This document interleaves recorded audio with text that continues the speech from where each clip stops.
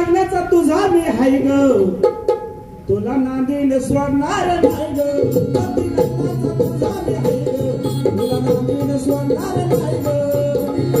तुझा मी हाय ग तुला नांदीन सोडणार नाही ग पती लग्नाचा तुझा मी हाय ग तुला नांदीन सोडणार नाही ग पती लग्नाचा तुझा मी हाय ग तुला नांदीन सोडणार नाही ग पती लग्नाचा तुझा मी हाय ग तुला नांदीन सोडणार नाही ग पती लग्नाचा तुझा मी हाय ग तुला नांदीन सोडणार नाही ग पती लग्नाचा तुझा मी हाय ग तुला नांदीन सोडणार नाही ग पती लग्नाचा तुझा मी हाय ग तुला नांदीन सोडणार नाही ग कविता वर्णन केले पती कोणता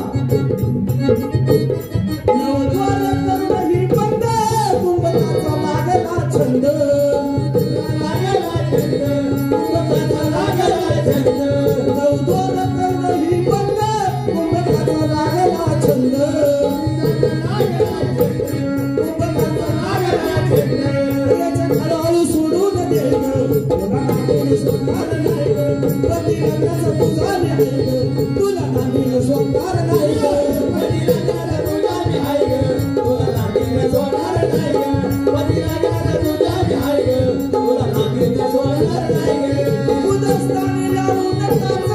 आपण कडे होऊन टाच आपण कडे होऊन टाच पंचप्राण आणि पंचवायू आहेत प्राण अपान व्यान सामान उदान त्यापैकी आपण नावाचा वायू गुलस्थानी टाचला उलटा करायला सांगितले गुलस्थानी लावून ही टाच आपण करी उलटाच दाब तू दे ग तुला नांदीन सोडणार नाही ग पती लग्नाचा तुझा मी हाय ग तुला नांदीन सोडणार नाही ग पती लग्नाचा तुझा मी हाय ग तुला नांदीन सोडणार नाही ग पती लग्नाचा तुझा मी हाय ग तुला नांदीन सोडणार नाही ग जगती डावी कमळात आता देऊन जागेतले तुला साडतीने डावी कमळाला मावळी मारून बसलेली मुंडारी जागी कशी करायची कवीचं म्हणणं आहे साडेतीन कमळे